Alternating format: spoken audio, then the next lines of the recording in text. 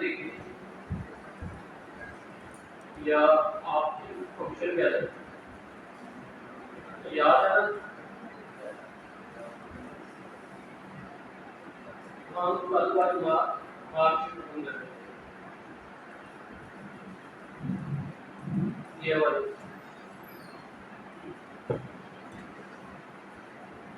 अब हमने यहाँ पे पास फेल करना है, पहले जरा रिवाइज करते हैं। तो क्या करें, क्या हुआ चुप कर गए, असाइनमेंट भी दीजिए अपनी। बस मैंने बोला था कैसे करके देखिए क्या करें। बंदा पास करना है जिसके 4% से ऊपर नंबर है।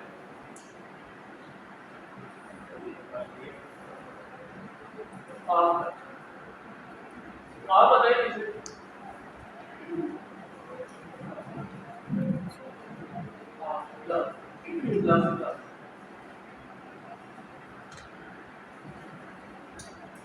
जब मैं क्लास में पढ़ा रहा था सब लोग ऐसे बैठे होते हैं कि अगर सो रहा है, कोई कैसे बैठा, कोई कैसे बैठा, एक्टिव होते हैं। फिर आपको अगर बोला जाए जो असाइनमेंट है या काम कर लोगी, फिर आप कहते हैं जो टाइम है आप और पढ़ा रहे। वही पढ़ाने को मैं तो जितना मर्जी पढ़ा दूँ, आप लोग क्या करते हैं, ये चीज़ करवाई थी ना, बताइए कैसे करते आप बताएं अंदर वाले पास और फेल कर साथ वाले। हाँ बताइए ना, साथ वाले ये बैठे आपका लाए थे ना, बताइएगा। मुझे लगता है आपके यहाँ घर ही जाते हैं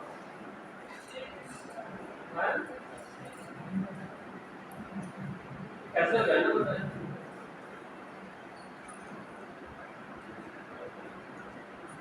बंदा पास करना है जिसका 50% से नंबर दिया था। आप तो दोनों का लाइन ही पीछे, सबसे पीछे जो बैठे हुए और पीछे कर दिया अगर जगह है, बताइए कैसे करना है। मेरा ख्याल है कि जब से कोर्स स्टार्ट हुआ है पहले दिन आप कैसे करेंगे पास आप। सर इक्वल लगा के ये कंप्यूटर के नंबर जो है इसको 50 के इक्वल टू लगाया इफ इसके बाद कंप्यूटर को सिलेक्ट करेंगे, ये सेल पे कंप्यूटर का परसेंटेज नहीं लगा नहीं करना। नहीं हम मतलब सिर्फ परसेंटेज के साथ ही अभी सिर्फ परसेंटेज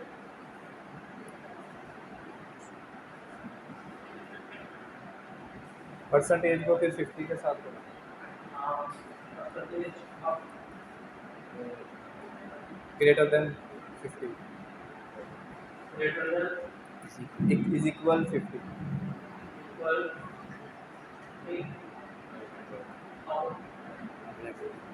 ब्रैकेट बंद कर ब्रैकेट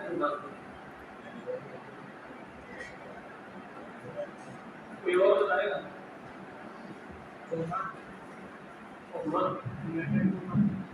इन्वर्टर पास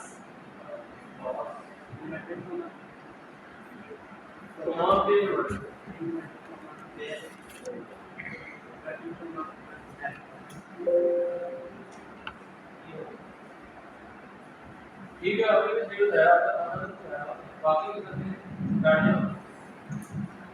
ये अब ये ताज़ा ताज़ा डालना है। अब मैं आपको कह दूँ मैं इतना कुछ करवाऊँ लेकिन आप क्या करेंगे, मैं फिर कहाँ तक ये यार।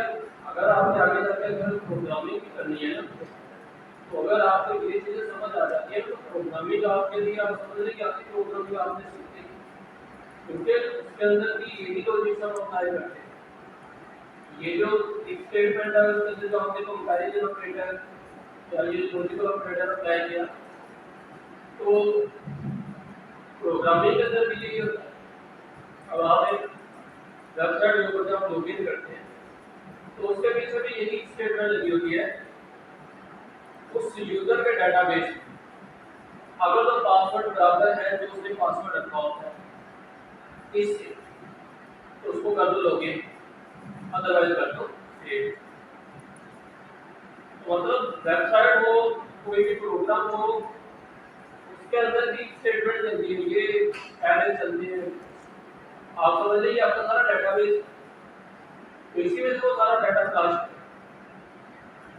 तो ये आदि प्रोग्रामिंग है। अगर आप उसको सीख लेते हैं, अगर आप अपनी जल्दी जावास्क्रिप्ट करते हैं, पाइथन करते हैं, तो बहुत सारी चीजें आपको इसी से चाहिए मिल जाए, कंसेप्ट मतलब आपको मिल जाएंगे पैटर्न। अच्छा, दोबारा जरा इसको रिवाइज कर लेते हैं। हमने देखा था कि अगर हमने स्टूडेंट को पास करना है कि उनके नंबर 50 से ज्यादा, तो हम लगाएंगे इफ स्टेटमेंट या इफ कंडीशन या कह लें आप इफ फंक्शन ले लें इक्वल टू इफ अगर ये वाला जो सेल के अंदर नंबर है तो परसेंटेज आ रही है सब, जी अगर ये ग्रेटर देन होकर ये वैल्यू जो इस सेल के अंदर है बड़ी या बराबर 50 की। अब यहाँ पे एक और चीज आपको दिखो, काफी बताइए, आपको फार्मूला याद नहीं भी ना तो कोई मसला नहीं है। आप यहाँ से देखो, वो कह रहा है आपको लॉजिकल टेस्ट लिखो। आप ये हम टेस्ट लिख रहे हैं, अगर तो ये लॉजिकल टेस्ट ट्रू हो गया तो ये वैल्यू पास हो जाएगी, या जो मैं यहाँ पे लिखूंगा वो आ जाएगा। अगर ये फॉल्स हो गया मतलब नो हो गया, तो फिर जो चीज हम यहाँ पे लिखेंगे वो आएगी। तो पहले हम क्या लिखेंगे, ट्रू वाली वैल्यू, फिर लिखेंगे पास हो गया। अब बीच में कोमा भी डाला हुआ है। अब देखिए जैसे मैं यहाँ पे कोमा ऐड करूंगा, ये मूव होकर यहाँ पे आ जाएगा। तो कह रहा वैल्यू इफ ट्रू, वो वैल्यू ऐड करो जो कि ट्रू के इसके ट्रू होने पे आएगी। अब क्योंकि हम टेक्स्ट लिख रहे हैं, तो टेक्स्ट हमेशा इन्वर्टेड कोमा के अंदर लिखा है। ये मैंने आपको बताया था कि इन्वर्टेड कोमा के अंदर क्यों लिखते हैं। अगर आप यहाँ पे कोई नंबर लिखते हो 5, और इसी तरह अगर मैं यहाँ पे लिखता हूँ p, ये हमारा नंबर है, ये क्या है, टेक्स्ट या स्ट्रिंग। अगर हमने इस स्ट्रिंग को या इसको फॉर्मूला के अंदर लिखना है कहीं, तो फिर उस सूरत में हमें ये इन्वर्टेड कोमा के अंदर लिखना पड़ेगा। और अगर हमने जस्ट कैलकुलेशन करनी है आगे, तो फिर इन्वर्टेड कोमा की जरूरत नहीं है। अगर हमने न्यूमेरिक वैल्यू लिखनी है तो हम ट्रू की वैल्यू इन्वर्टेड कोमा के अंदर डाल के, वो सिर्फ टेक्स्ट की हद तक है, मतलब जब टेक्स्ट ऐड करेंगे तब। अगर आपने कैलकुलेशन करनी है, जमा करना है, प्लस करना है, टेक्स्ट निकालना है, वहां पे उसकी जरूरत नहीं है। वहां पे आप कोमा डाल के आगे 5 और 2 कर दो। अब ये चले करके भी देख लेते हैं, दोनों सूत्रों में करके देखते हैं। अब मैं दोबारा इसको डिलीट करता हूँ, यहाँ पे फॉर्मूला अप्लाई किया था, क्या दोबारा अप्लाई यहाँ पे इक्वल टू इफ। अब कह रहा लॉजिकल टेस्ट, ये हमारा लॉजिकल टेस्ट होगा ग्रेटर देन इक्वल टू 50। ये है। अब कोमा डालेंगे। अब क्योंकि मैंने इसके अंदर लिखना पास, तो पास के लिए मुझे यहाँ पे इन्वर्टेड कोमा डालना पड़ेगा। अगर मैंने लिखना था 5 मल्टीप्लाई बाय 2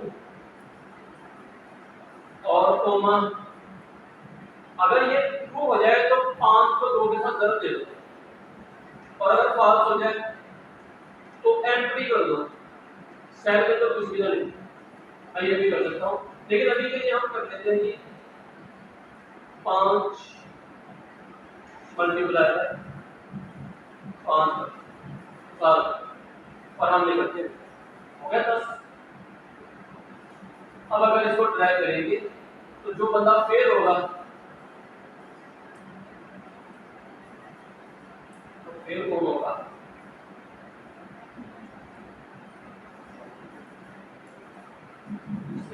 से कम हो,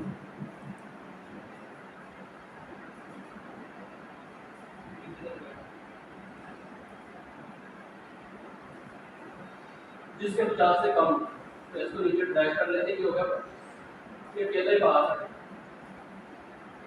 अगर हम परसेंटेज को देखें, फार्मूला नहीं बदल लगा दिया, ग्रेटर देन, ठीक है, समझ आ गई। अब अगर हम इसको कंट्रोल की करें और इसकी जगह हम लिखते हैं पास, सबको पसंद कर दो, ये आगे हम स्टार्ट करके क्लियर करते हैं। अब दोबारा रखते हैं इक्वल टू इफ ये वाला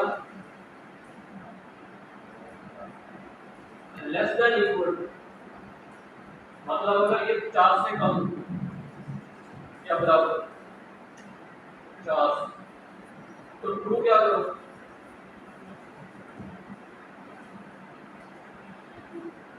पास, अदरवाइज क्या करो। अगर स्टेटमेंट आप ऐसे लिखते हो, अगर आपको लग रहा है यार पता नहीं मैंने ठीक लिखा है नहीं ठीक, जैसे मुझे लग रहा है, तो हम यहाँ पे एंटर कर देंगे, कोई मसला नहीं, हम बाहर से इसको ठीक कर सकते हैं, कोई इशू नहीं, फेल करें तो मतलब हमें क्या करना पड़ेगा,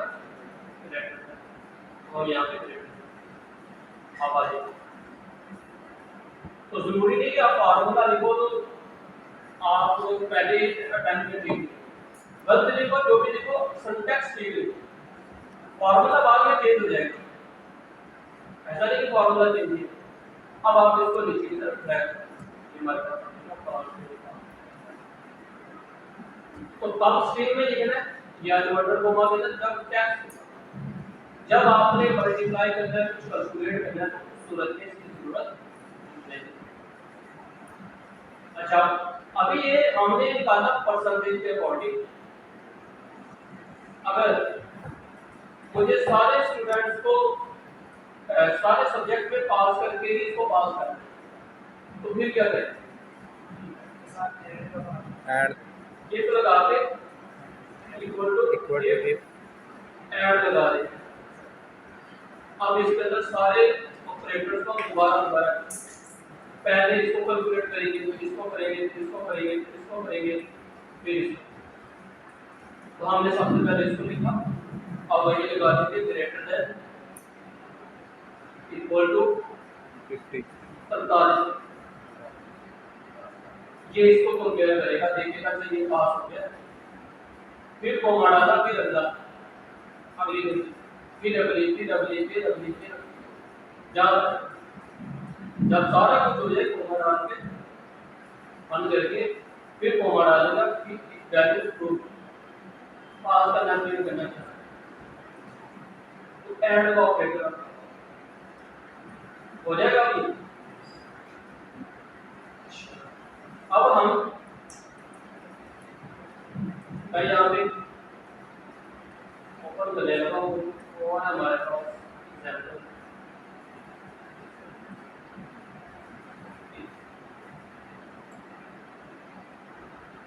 अब ये मैंने एग्जाम्पल आपको करवाएंगे अपने हम आप ये अब यहाँ पे ना स्टेटमेंट समझिए पहले, अगर ये वाला सेल बड़ा है 500, तो हम बोलेंगे हाई रिजल्ट है, हाई वोल्टेज है, कुछ भी हाई, और अगर 500 से कम वैल्यू होगी तो लो। अब हम यहाँ पे लिखेंगे इक्वल टू इफ अब 5 ये लिखा greater than is equal हमने कर लिया है। अगर ये वैल्यू बड़ी है 500 या बराबर है इक्वल is equal 500 500 कॉमा, तो हम लिख देंगे inverted comma high high comma comma inverted comma comma inverter comma low low और ब्रैकेट। अच्छा, अगर मुझे वैल्यू देना हो, यहाँ पे वैल्यू दी गई है, मुझे ये वैल्यू ऐड करनी है, फिर यहाँ पे 500 की जगह जी रेफरेंस है ये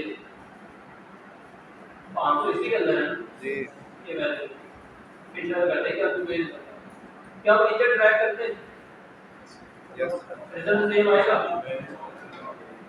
लॉक करना पड़ेगा। पहले आदों को समझिए यूट्यूब का क्या कह रहा है कि ड्रैग, अब सबको हाईलाइट कर दिया, जी हालांकि ये भी 2 है, ये भी 2 है, तो क्यों, जब इसके ऊपर आए तो ये D3 हो गया और ये D3 हो गया, तो वैल्यू हमारी किसके अंदर है, D3 के D2 के अंदर, D2 के अंदर, तो हम D2 को लॉक कर देंगे ताकि जब हम नीचे से ड्रैग करें तो ये नीचे ना ड्रैग, ये तो ड्रैग हो गया, ये ना, अब दोबारा तो ये दो, अब अगर आप यहाँ पे देखें ये 4 होगा, लेकिन ये फिर D2 है, मतलब यही से रेफरेंस है, अगर यहाँ पे आए ये भी यही से रेफरेंस ले रहा है, तो यहाँ पे आए ये भी यही से लॉक। अब अगली एग्जांपल करते हैं, इसके अंदर है कि अगर तो यूएसए होगा तो उसको 5 कर दो, अदरवाइज 0। अगर तो वैल्यू बराबर है यूएसए के, अब पहले हम अभी तक न्यूमेरिक वैल्यूज का निकाल लेते, अब यहाँ पे टेक्स्ट आ गया, क्या है कि अगर तो ये बराबर है यूएसए, अब यहाँ पे लॉजिक आपने लिखनी है, याद रखना text US US equal to 5 equal greater then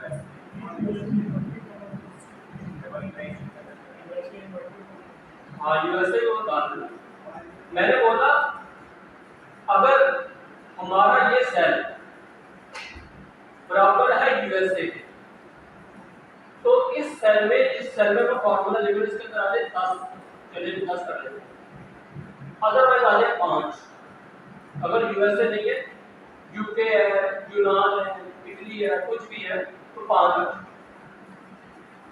अब इसमें क्या लिखें,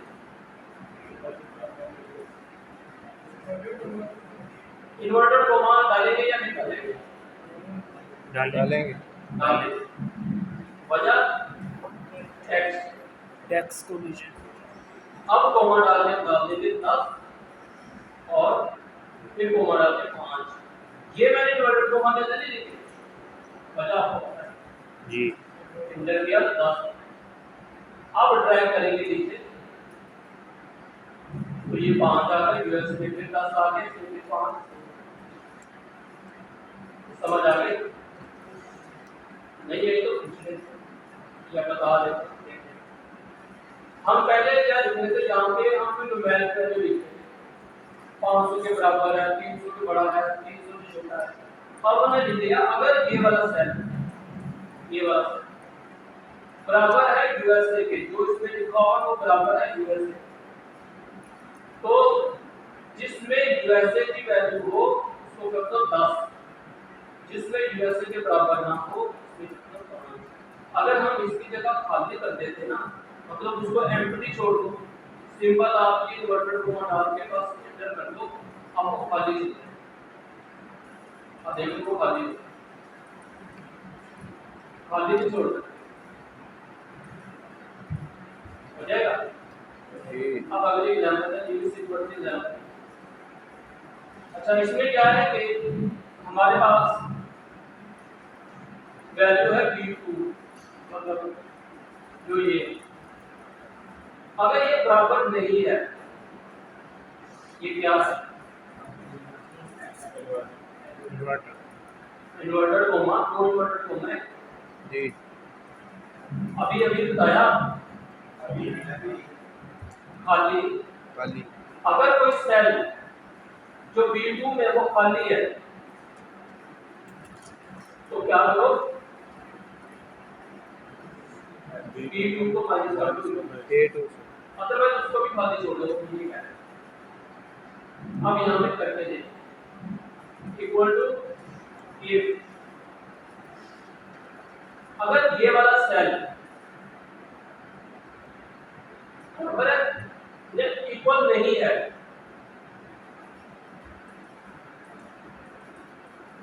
इक्वल नहीं है, यहाँ इक्वल टू को सही नहीं देखो ना, यही है।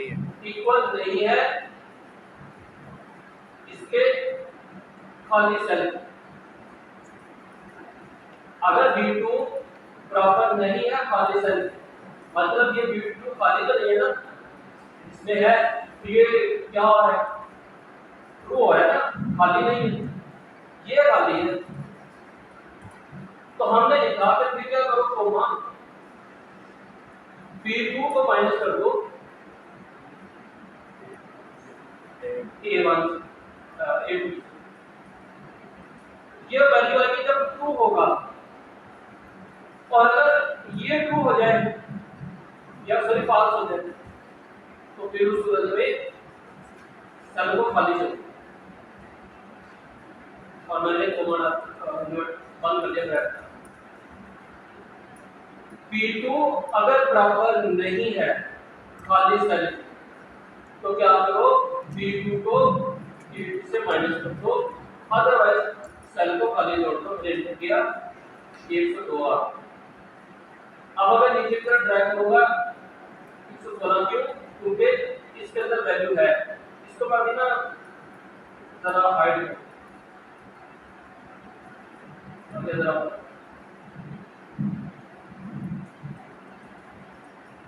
इसके अंदर वैल्यू है, इसने क्या किया, माइनस कर दिया, इसके अंदर भी है, इसके अंदर नहीं खाली सेल, तो हमने बोला तुम भी खाली छोड़ दो, अगर उसमें वो खाली है तो तुम भी खाली छोड़ दो, जो हमने यहाँ पे कंडीशन लगाई है वो यही है। अगर हम इसको क्लिक करें तो अगर ये सेल इक्वल टू नहीं है इसके, तो ये तो इक्वल टू है ना, खाली है,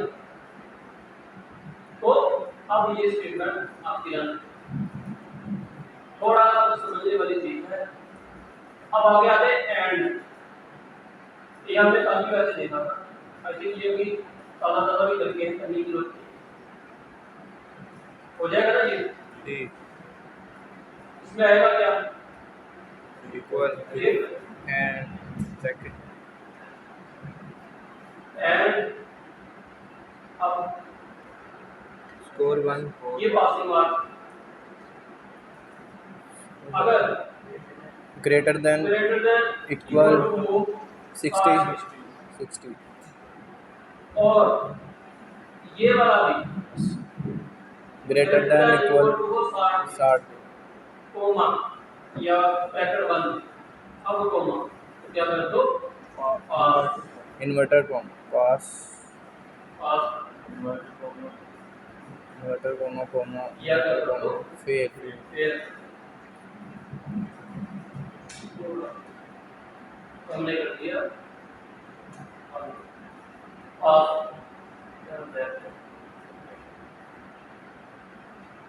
नेक्स्ट हमारे पास है कोड, ये मैंने कल आपको बताया क्या करना है, एंड भी बताया था और भी बताया, और क्या करेगा, एंड वाला आपको याद रहेगा, और का यहाँ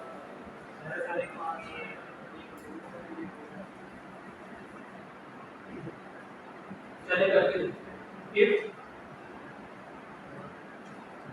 इक्वल टू इफ और अब पहली लॉजिक लिखिए कि मैंने बोला ये ग्रेटर देन इक्वल टू वो 60 कोमा, ये greater than equal to 60 bracket बंद comma inverter comma pass, otherwise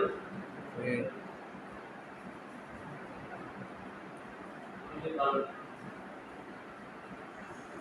क्या ये पास होगा?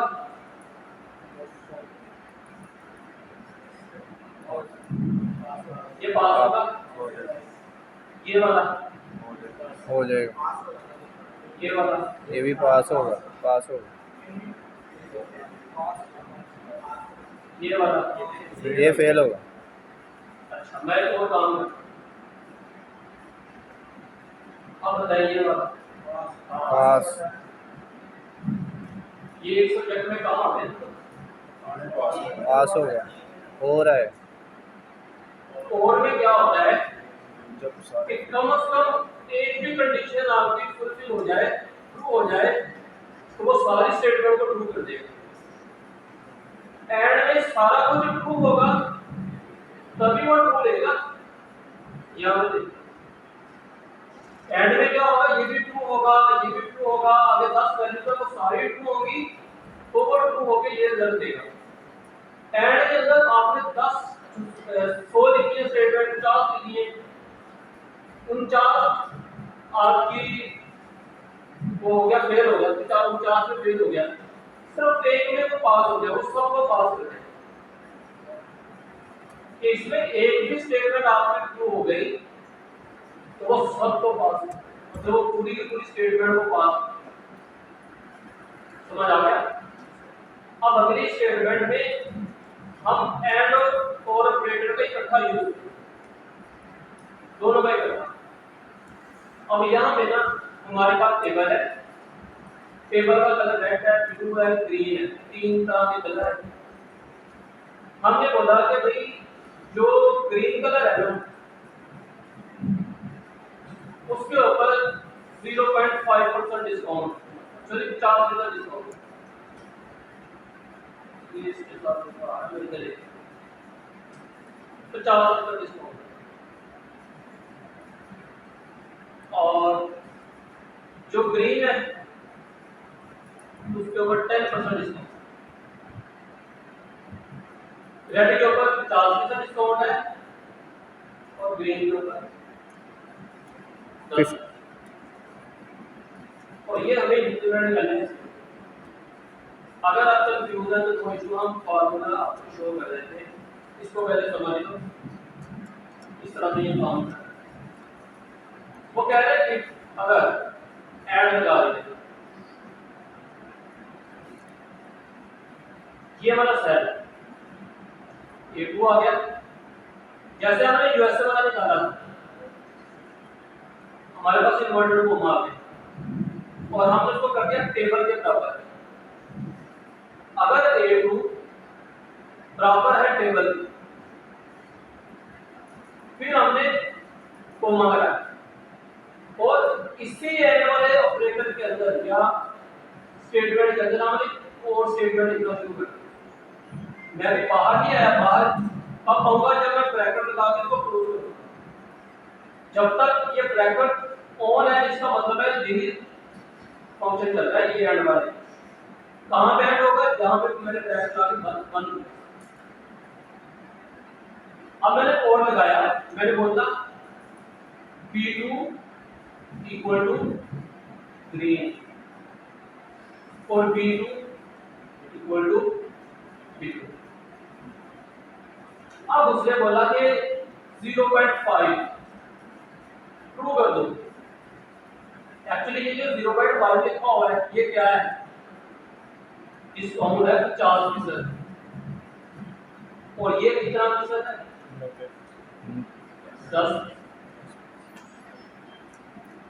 10% है। माइनस कर देना, उल्टा ले लेना। अगर आपने उस तरह से करना तब भी जवाब वही रहेगा, लेकिन आपने इसको उल्टा कर। अब हम इसको कैलकुलेट करेंगे, फार्मूला समझ आ गया था? अब देखिए एंड मतलब कि इस एंड के अंदर ये स्टेटमेंट तो लाजमी तौर पे फुलफिल होनी चाहिए, मतलब टेबल ही होना चाहिए तो ठीक है चीज लाइव। चलो ये तो हो गया, पता चल गया। अब वो कह रहा है इसमें दो कलर है, ग्रीन है, ब्लू, चलो देखो वैसे 3 कलर है, इसमें 2 कलर की कंडीशन लगाई। इन दोनों में से ग्रीन है या ब्लू है, कोई भी ट्रू हो जाए तो उसके ऊपर जो हम डिस्काउंट देंगे 50% देंगे, मतलब ब्लू और ग्रीन के ऊपर 50% डिस्काउंट देंगे। अदरवाइज कितने फीसद? 10। अब हम इसको इंटर करेंगे तो हमारे पास ये वाला रिजल्ट है। अब इस फार्मूले को दोबारा खुद देखिए, इक्वल टू इफ, अब टेबल को कंपेयर करना है एंड टेबल मैंने लिखा एंड, अब टेबल इन्वर्ट एंड यही में लिखेंगे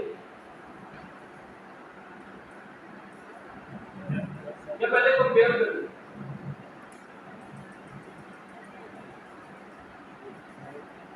इधर ही आना है। बताएगा थोड़ा वहां पे टेबल भी फुलफिल होना चाहिए, कलर। एंड अब लिख देंगे यहाँ पे A2 बराबर है किसके? टेबल पे टेबल बंद कोमा और और अब क्या करेंगे, ये वाला सेट रेड इक्वल टू है रेड ये ठीक ठीक लिखना है तो याद रखो। अगर ये गलत लिखा हो तो फिर इसका क्या हल है? इसका भी हल है, हमने वो फंक्शन देखे ना, प्रॉपर, अपर, लोअर, जी तो वो भी अप्लाई कर सकते हैं। यहाँ पे प्रॉपर लिख दो, वो अपर होगा लोअर होगा सारा कुछ खुद ब खुद ही कैलकुलेट कर लिया। मतलब यहाँ पे हमने क्या किया, हमने इसको करना ना देखते हैं, तो हम इससे पहले लिख देंगे proper,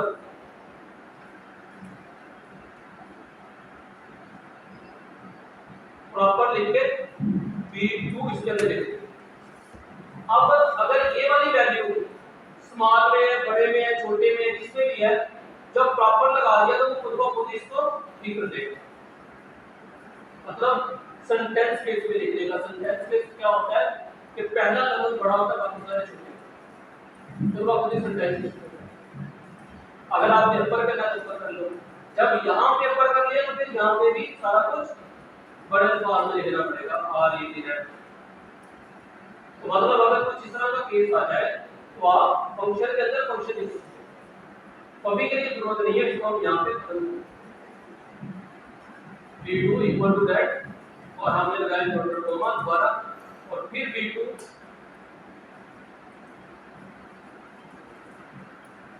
equal to green green green लगा दी और इसको कर दिया बंद कोमा। अब ब्रैकेट में देंगे बंद, ये हमारा कंप्लीट। एक ब्रैकेट दिए, कोड ब्रैकेट दिए, हमने ऐड टू बंद। अब कोमा डालेंगे तो आ जाएगा वैल्यू ट्रू। तो हम क्या करेंगे, ये वाली जो वैल्यू है इसको मल्टीप्लाई कर देंगे 0.5। अगर 100 50% हमने देना है, 50 को 100 के साथ डिवाइड करें तो जवाब क्या आएगा? 0.5। अगर आप उसको परसेंटेज निकालें ना 0.5 ही है, तो हमने डायरेक्ट लिख दिया। आप ऐसे भी लिख सकते हैं, जब 50 80 100 इतना लंबा लिखने के बजाय 0.5 लिख दो। मैंने आपको बोला नहीं था फॉर्मूला, अगर एक है ना, एक का मतलब है 100%। अगर आपने किसी सेल के अंदर एक लिखा होगा तो मतलब है 100%। अभी आपको बताता हूं, आप लोग बोलते हैं। मैंने दोबारा लिखा C2 और इसको मल्टीप्लाई किससे करना है? 0.9। तो हमारे पास ये रेड है ना,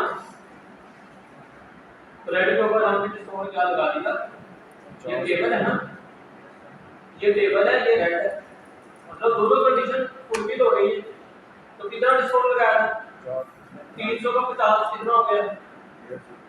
यहाँ पे फार्मूला अलग लगाओ, इसको ना देखो, आप इसको देखो जो हमने फॉर्मूला लगाया, तो यहाँ पे अलग फॉर्मूला देखो। अब इसको हम नीचे ड्राइव करेंगे। अब इसके ऊपर कितना डिस्काउंट मिला? 10। अगर 1000, तो 1000 का 10% अगर हम निकालें तो कितना निकलेगा? 20 में से 100 निकलेगा ना जी। तो ये 500 है, 50 निकल गए ना 20 में से। 1000 है, इसके ऊपर 10% डिस्काउंट हमने देना है। पीछे जब 10% डिस्काउंट देंगे तो 1000 में से जो वैल्यू हमारे पास, इसका डिस्काउंट कितना बनेगा वैसे? 100 या सीधा सीधा है जी। सीधा 100 बन गया। 1000 में से 100 माइनस किया तो पीछे कितना आ गया? 900 आ गया ना। अच्छा, अगर यहाँ पे 50 आ जाए, 500 आ जाए, डिस्काउंट अभी भी 10% है, तो अब ये कितना आएगा? 50 ही आएगा ना। तो 50, 500 में से 50 निकालो तो पीछे 450 ही आ गया। तो यहाँ पे भी तो वही आ रहा है।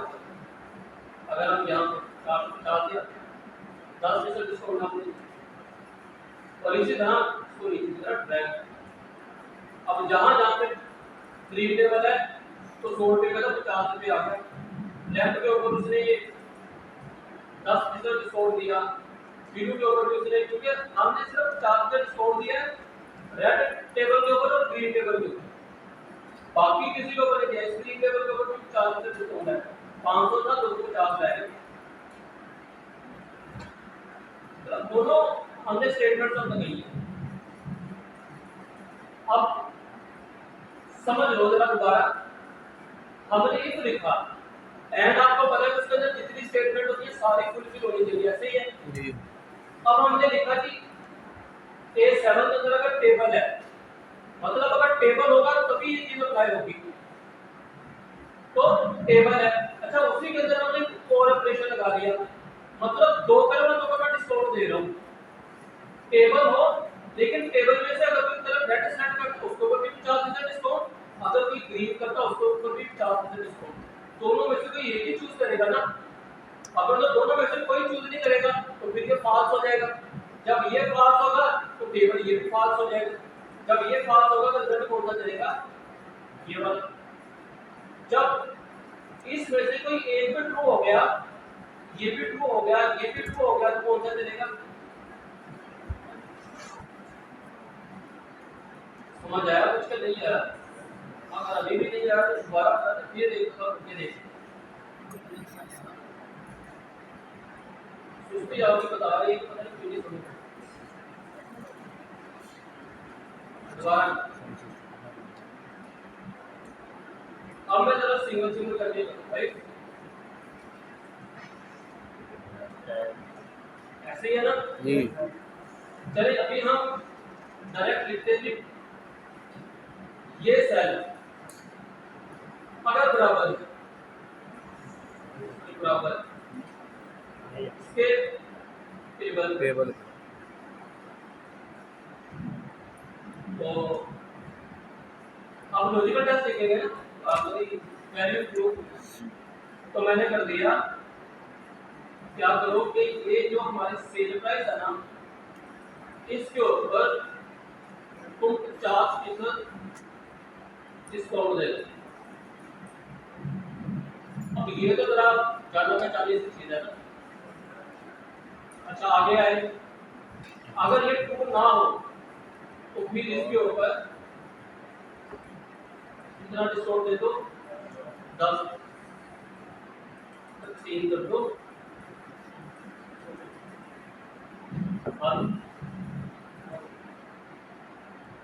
150 आ गया। अब नीचे ड्रैग,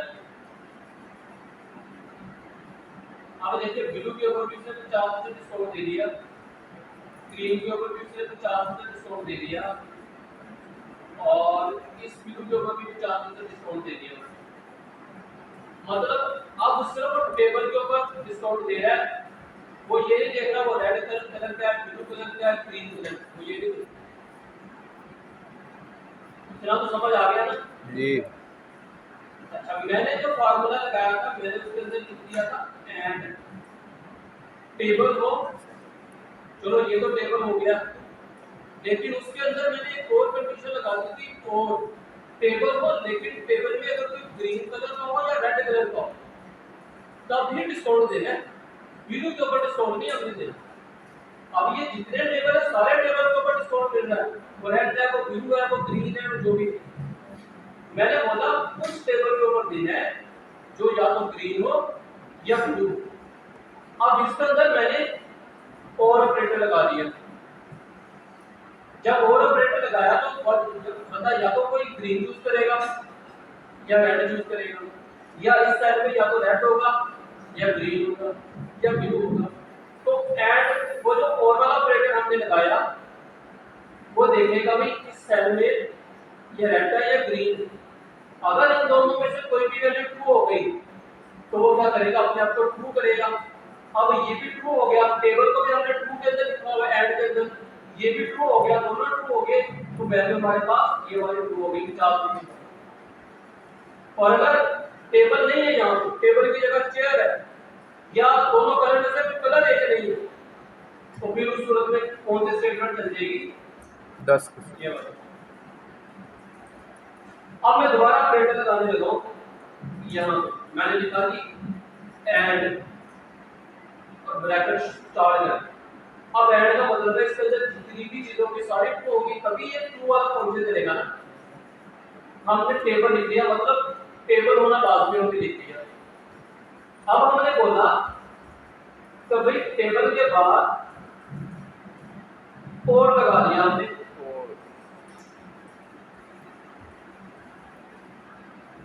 और लगा दिया, और के अंदर हमने लिखा कि भाई अब ये जो कलर वाला सेल है इसके अंदर अगर तो कोई टेबल है इक्वल टू रेड या फिर B2 वो बराबर है ग्रीन या ब्लू के लगा दो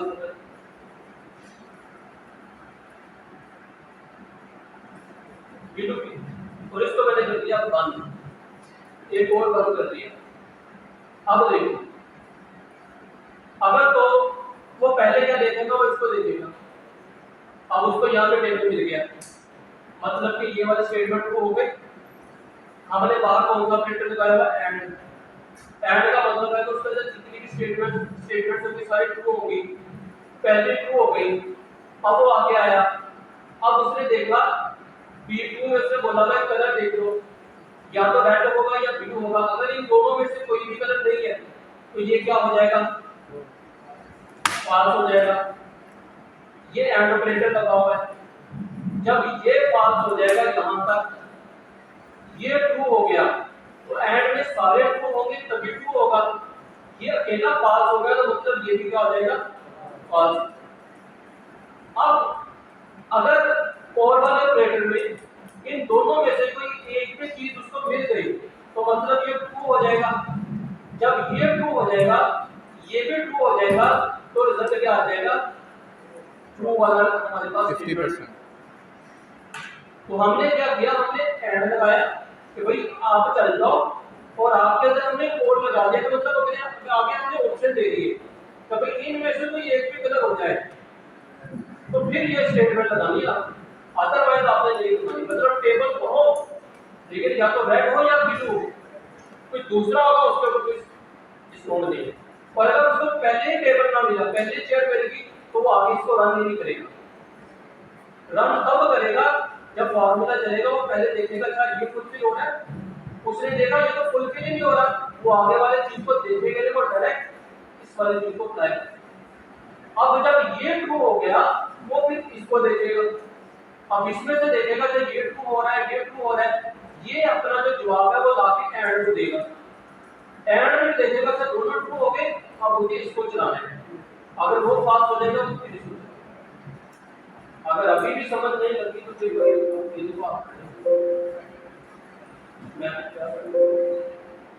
सर और के बाद अगर वो फॉल्स ही दे तो 10% ही लगेगा ना।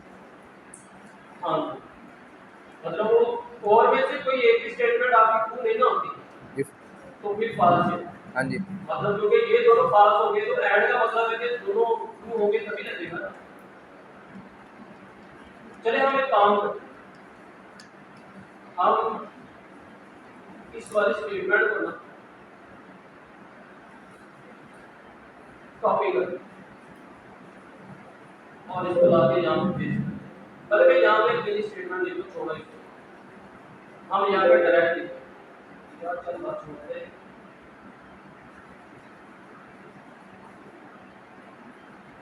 थोड़ा सा और सिंप्लीफाई करते हैं।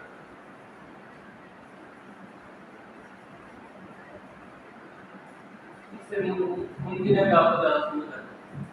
अब हम यहाँ पे आते हैं, बल्कि इतना सारा रश पड़ा हुआ है, सर को डिलीट करते हैं।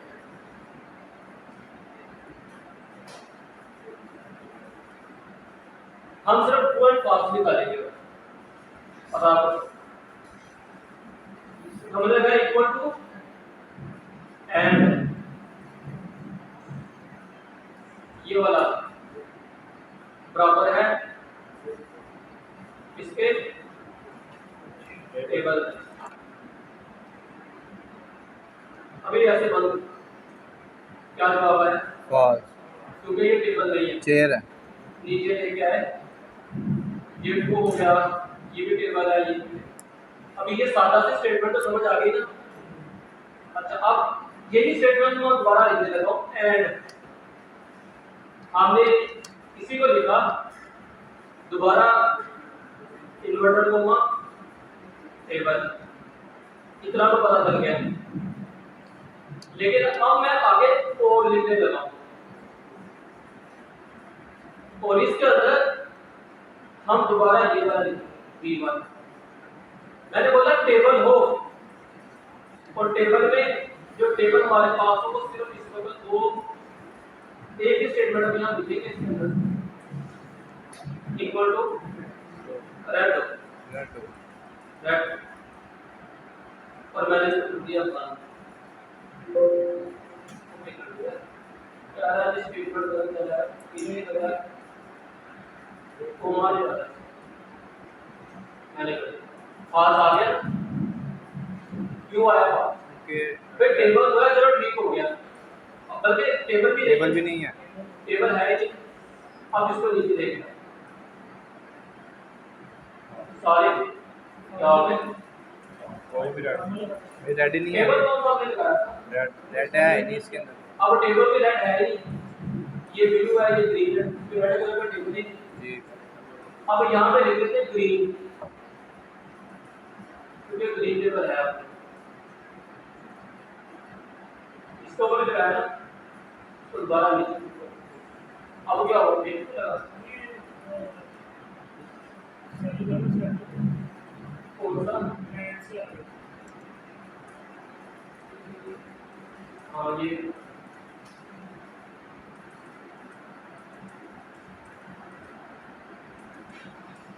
अब ठीक है, अभी भी गलत।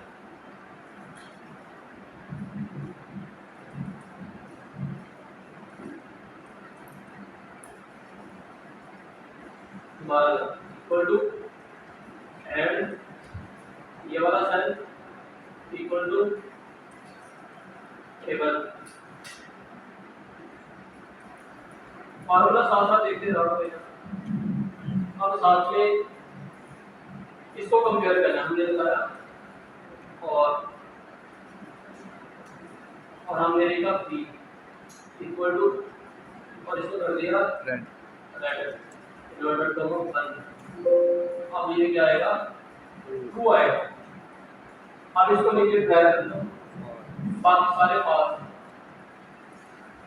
अब ऐड का तो आपको पता है ना क्या करना है, मतलब इसके अंदर सारी चीजें अगर ट्रू होगी तभी ट्रू आएगा।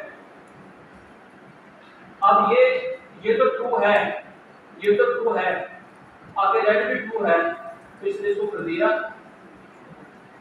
अब चेयर तो वैसे हो ही पा रहा है, अब यहाँ पे टेबल ये ट्रू हो गया, लेकिन उसके आगे तो हमने उस स्टेटमेंट के अंदर ग्रीन लिखा था, वो क्या हो गया। अब इसी के अंदर हम एक और लिख दें, हमने बोला अच्छा रेड साइड पे चेक करो, अगर रेड नहीं है तो चलो आप ना P2 को ग्रीन कर ग्रीन के साथ चेक करो, इक्वल टू ग्रीन और बंद। अभी भी ट्रू आ गया, अब नीचे ड्रैग कर, जहां पे ग्रीन होगा वो भी ट्रू आ जाएगा।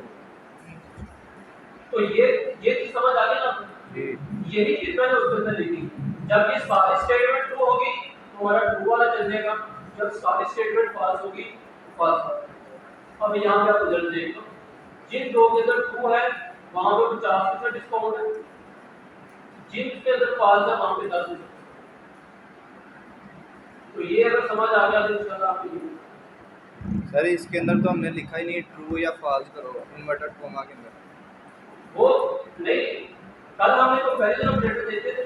जी कंपैरिजन ऑपरेटर क्या करता था, मैंने आपको बोला था आपको ट्रू रिटर्न करेगा या फॉल्स रिटर्न करेगा। यहाँ पे एक्चुअली हम कंपेयर करते हैं, ये जो लॉजिकल टेस्ट होता है ना, ये इसमें हम कंपेयर कर रहे हैं। तो भाई अगर ये जवाब आएगा तो इस जवाब के केस में ये मुझे, अगर तो ये जवाब सही होगा कि मुझे बोलेगा ट्रू है मतलब ठीक है, अगर ये जवाब गलत है तो मुझे ये फॉल्स रिटर्न करेगा मतलब ये जवाब गलत है। अब जब हम इफ स्टेटमेंट चलते हैं, अगर हमारा जवाब ठीक होता है तो वो ट्रू वाली स्टेटमेंट चलाते हैं, अगर हमारा जवाब गलत होता है तो वो फॉल्स वाली स्टेटमेंट चलाते हैं। अब जहां पे ट्रू है हमने यहाँ पे इसको नहीं बताया कि ट्रू लिखना है, लेकिन हमने कल देखा था कंपैरिजन ऑपरेटर का, आपको दोबारा गल वाला दिखा दूं, मैंने लिखा 5, यहाँ पे लिखा मैंने 3। अब मैंने यहाँ पे इसको चेक करना है, मैंने लिखा इक्वल टू, क्या ये सेल बराबर है इस सेल के, क्या ये बराबर है 5 और 3 बराबर है, तो यहाँ पे क्या आएगा फॉल्स। तो ये भी हमने यहाँ पे पूरी स्टेटमेंट ही रन की है, उसके उसकी वजह से नहीं है ट्रू देगा या फॉल्स देगा। जब हम इफ स्टेटमेंट में आते हैं, ये सारा हमने लॉजिकल टेस्ट लिखा हुआ है, लॉजिकल टेस्ट है मतलब या तो ये हमें सारा कुछ चेक करके बताएगा कि जवाब ठीक है या ये गलत है। अगर जवाब ठीक होगा तो हमारी ये स्टेटमेंट चलेगी ट्रू वाली, अगर ये जवाब गलत होगा तो ये वाली स्टेटमेंट। समझ आ गया? जी आगे चलते हैं, नेक्स्ट हमारे पास है नेस्टेड इफ, जो हमारा आज का टॉपिक था। नेस्टेड इफ में क्या होता है कि अब देखिए इसी को देख लेते हैं। अब यहाँ पे करते हम सब इसके ऊपर मार्क्स, अब हमने यहाँ स्केल निकालना है A B C D E F, तो वो हमने निकालना है मतलब ग्रेड निकालना है, तो वो हमने निकालना है कि परसेंटेज के अकॉर्डिंग, या फिर नीचे मैंने शायद कहीं पे लिखा हो, ये मैंने लिखा हो, ये मार्क्स का लिखा हुआ है, ये परसेंटेज का लिखा हुआ है। अब यहाँ पे जरा इसको समझिए, आपकी जब 10वीं क्लास का एग्जाम होता है ना, जब आप उसकी वो मिलती है रिजल्ट कार्ड मिलती है, उसके पीछे भी यही सारा कुछ लिखा होता है कि इतने परसेंट भी ये ग्रेड था, इतने परसेंट भी ये ग्रेड था। पहले वालों के था आपकी मुझे पता नहीं, पहले जब मिलता था हमें तो उसके पीछे ये सारा लिखा होता था पूरा क्राइटेरिया। अच्छा अब यहाँ पे देखिए, वो कह रहा है कि अगर एक स्टूडेंट उसके नंबर है 80 से लेके 100 के दरमियान, तो उसको हम A+ ग्रेड देंगे। अच्छा जिस स्टूडेंट के 70% से कम है, मतलब आप कह दें कि 80% से कम है, उसको A ग्रेड मिलेगा। जिसके 70% से कम है उसको B मिलेगा, इसी तरह से हमारे पास ये। अब यही चीज हम यहाँ पे अप्लाई करें, अभी हम यहाँ पे अपने हिसाब से अप्लाई करें, उसको भी हम जोड़ दें। अब हम यहाँ पे लगाएंगे if,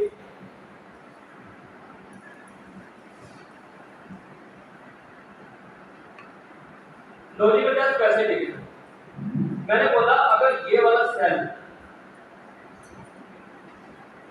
50 या 40% से अगर ये नंबर कम है, आप ऊपर की तरफ भी जा सकते हैं, नीचे की तरफ भी जा सकते हैं।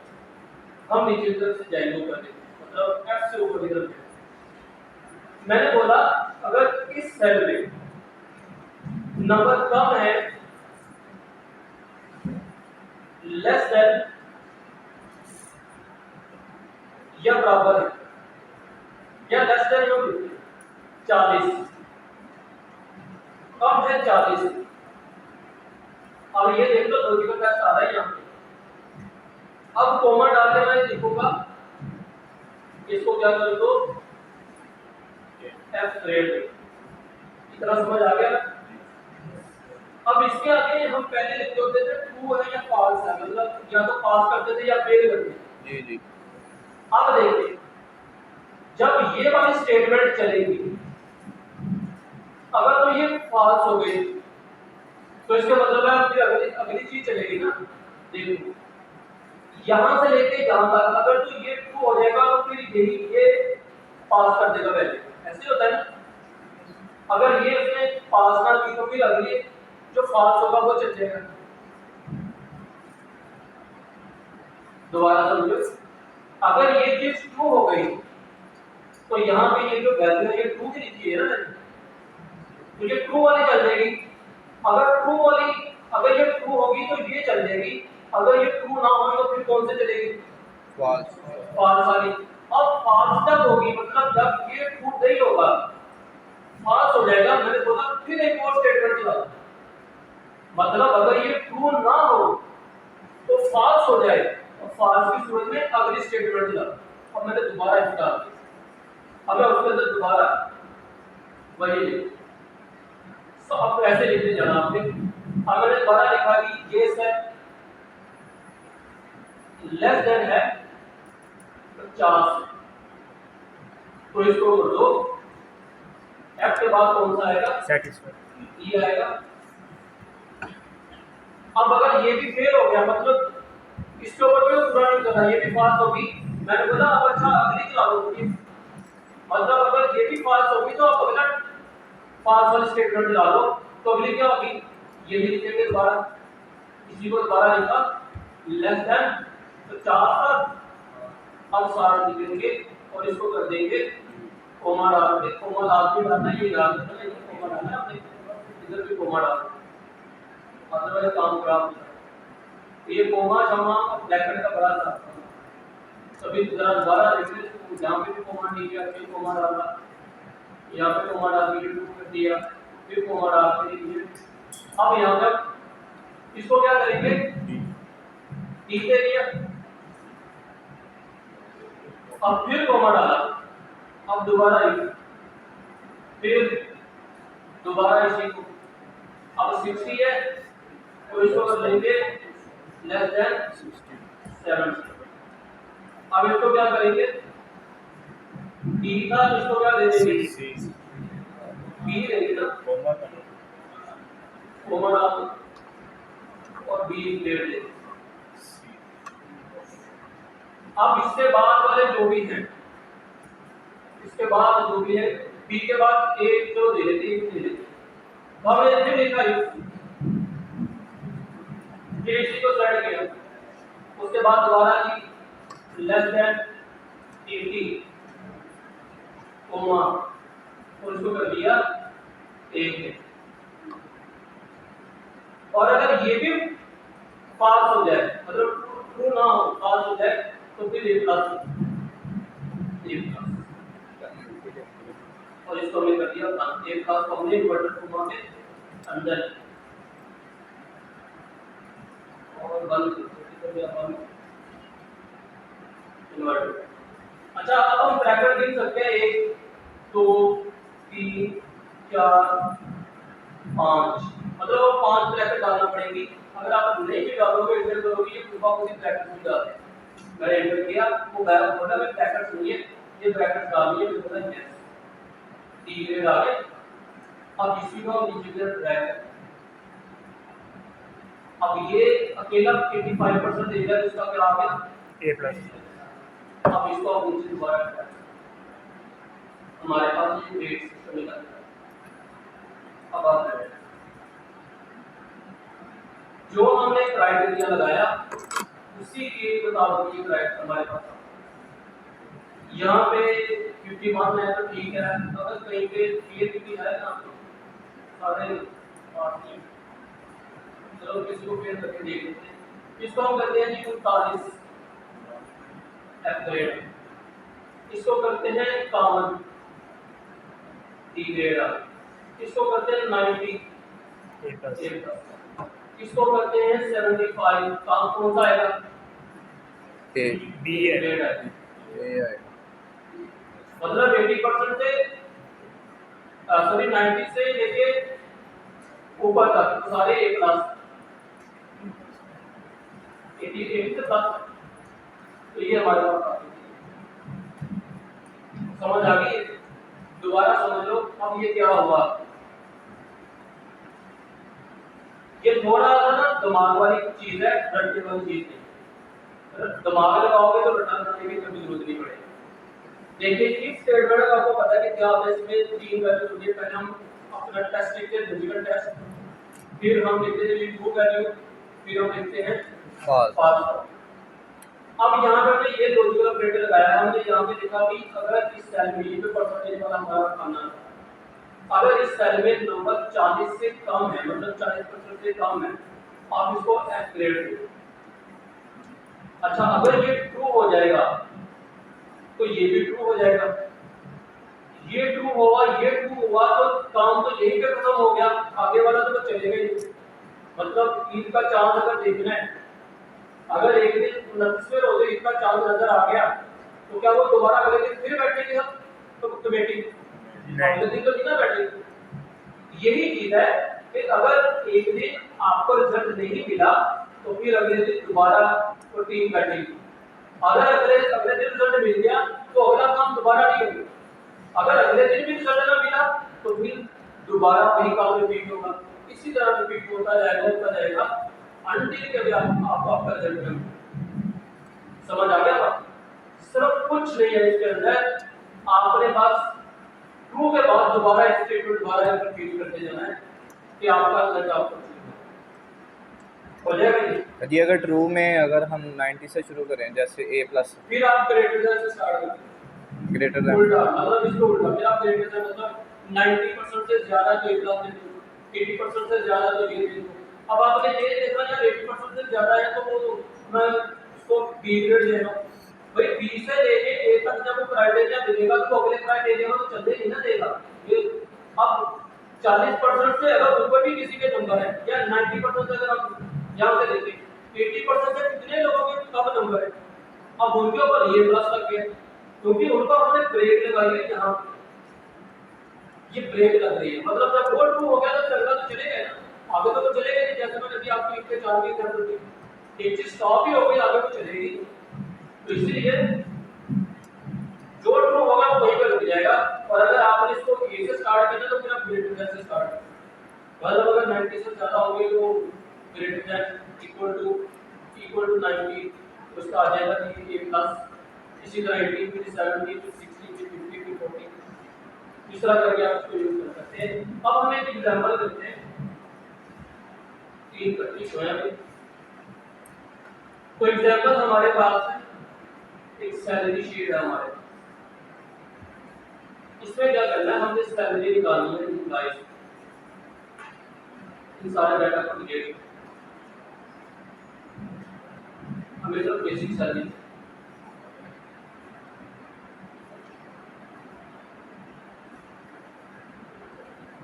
अब ये अच्छा सुन लो पहले है,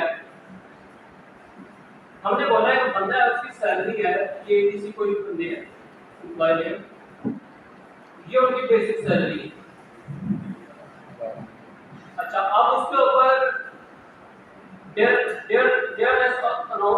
अनाउंस होता है, आपको नाम देता हूं, मैंने लिखे हुए हैं डीए मतलब देयर नेस्ट अनाउंस, ये गवर्नमेंट दे दिया। इसी तरह एचआरए हाउस रेंट अलाउंस होता है। फिर सीसीए, अगर आप किसी बड़ी सिटी में रहते हैं वहां के खर्चे थोड़ा ज्यादा होते हैं तो कंपनसेटरी अलाउंस होता है। इसी तरह टीडीएस क्या होता है, ये आपकी जो सैलरी उस पे टैक्स डिडक्ट करता है। और उसके बाद आ जाता है प्रोविडेंट फंड, जो आपको एंड के ऊपर जब आपकी जो खत्म होती है तो प्रोविडेंट फंड आपको मिलता है। आपकी सैलरी जो हर महीने को अकाउंट करती है, प्रोविडेंट फंड होता है। तो जब आप रिटायर्ड होते हैं तो वो प्रोविडेंट फंड आपको उन पैसों में शामिल करके दे दिया जाता है जो आपको गवर्नमेंट या फिर जिसकी आप कंपनी वालों को देती है। तो प्रोविडेंट फंड आपका, तो पीएम प्रोविडेंट। अब यहाँ पे सारा वही एचआरए मतलब बेसिक सैलरी के ऊपर वो कह रहा है कि अगर आपकी सैलरी 2500 से ज्यादा है, सॉरी 10,000 से ज्यादा है, तो अलाउंस मिलेगा, जो हाउस रेंट अलाउंस होगा वो 2500 मिलेगा। अगर किसी की सैलरी 10,000 से ज्यादा है तो 5500 मिलेगा। अच्छा, फिर आ गया बोनस। वो कह रहा है कि बोनस आपको दिया जाएगा 5.5% ऑफ बेसिक प्लस डीए, मतलब इन दोनों के ऊपर 5.5% आपको बोनस मिलेगा।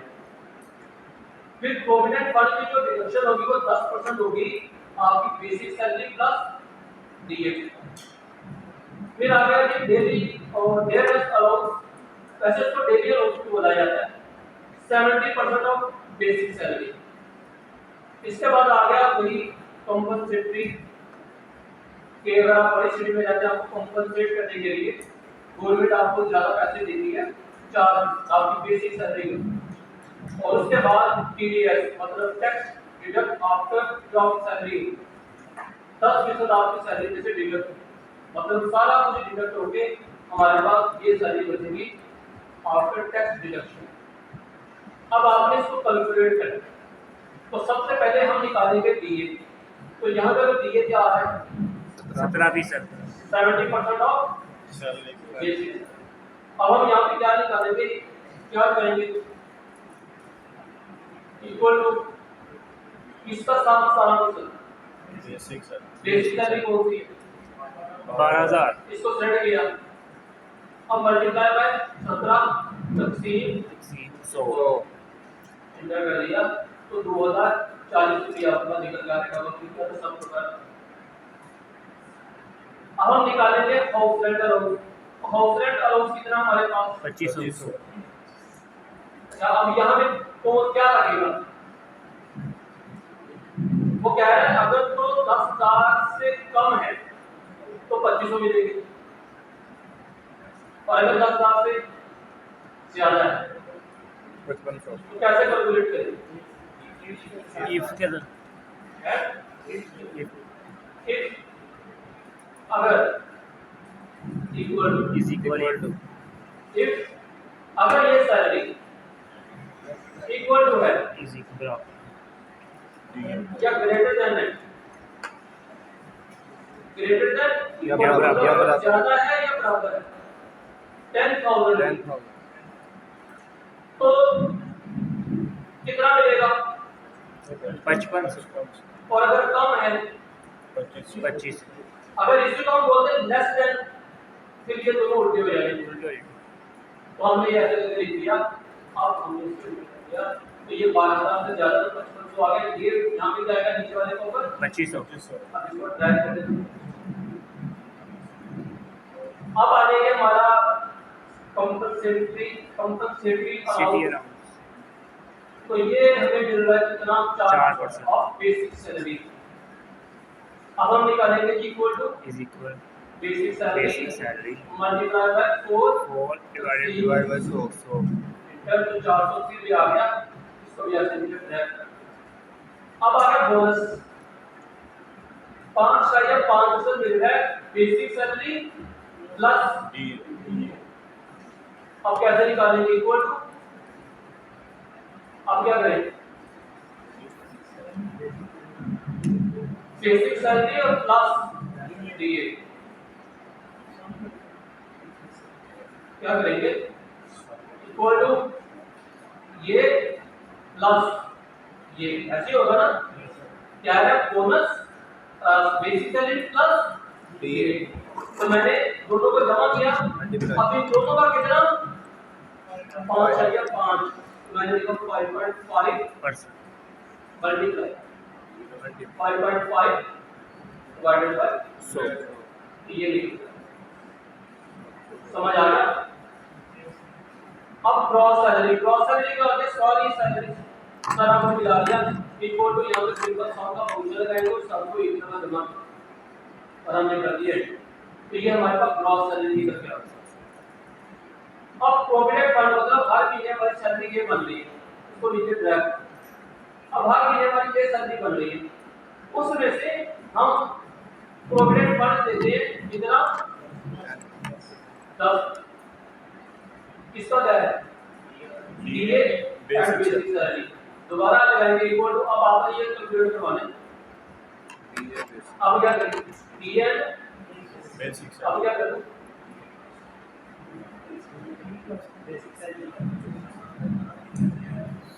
अभी अभी निकाला बोनस हमने basic basic salary plus DA या बेसिक सैलरी जमा DA इसका 10% मल्टीप्लाई बाय 10 तकसीम तो ये निकल के आ गई प्रोविडेंट। अब ये हमारी बचेगी टैक्सेबल सैलरी ये बनेगी टैक्सेबल सैलरी मतलब जिसके ऊपर हमने टैक्स पे करना ये हमारी ग्रॉस सैलरी है ये हम अपनी कंपनी को दे देंगे वो जो हमें हेड के ऊपर पैसे देंगे ये वापस मतलब अब टोटल सैलरी में से ये 10% हमने अपनी कंपनी को दे दिया तो अब ये तो हमें नहीं ना मिलेगा ये 1404 पे अब ये तो माइनस हो गया इसमें से तो हम यहाँ पे निकालेंगे टैक्सेबल सैलरी इसको इसमें से माइनस करेंगे तो इक्वल टू ये वाले अमाउंट माइनस ये वाली तो हमारे पास ये वो सैलरी है जिसके ऊपर हमारे ऊपर टैक्स लागू होगा ये कंपनी में रहेगा सारा प्रोविडेंट फंड ये हमारी जेब में आएगी जो चीज हमारी जेब में आएगी उसके ऊपर हम टैक्स दे दिया वो टैक्स कितना है 10% ऑफ टैक्सेबल सैलरी तब हम यहाँ पे दोबारा लगाएंगे इक्वल टू अब क्या लगाएंगे टैक्सेबल सैलरी इसको सेट किया मल्टीप्लाई बाय 10% तकसीम 100 ये आ गया अब आएगा सैलरी आफ्टर टैक्स अब ये तो गवर्नमेंट को दे दिए जो गवर्नमेंट को दे दिए वो तो माइनस हो जाएगी जी तो अब हम जो निकालेंगे सैलरी माइनस जो हमारा टैक्सेबल सैलरी थी उसमें से माइनस करेंगे जो हमने टैक्स दे दिया अब ये हमारे पास सारी लोगों को दे मिला के ये हमारे पास अब ये हमारी होगी नेट ये सैलरी हो जाएगा जी टाइम है अभी पहले आप ये पहले वाला एग्जांपल करें इसके अंदर हमने जो मार्कशीट बनाई थी 10 स्टूडेंट की बजाय 3 सब्जेक्ट्स लिखे उनकी परसेंटेज निकाले टोटल निकाले परसेंटेज और फिर पास और फेल करना साथ में ग्रेड निकाले ये भी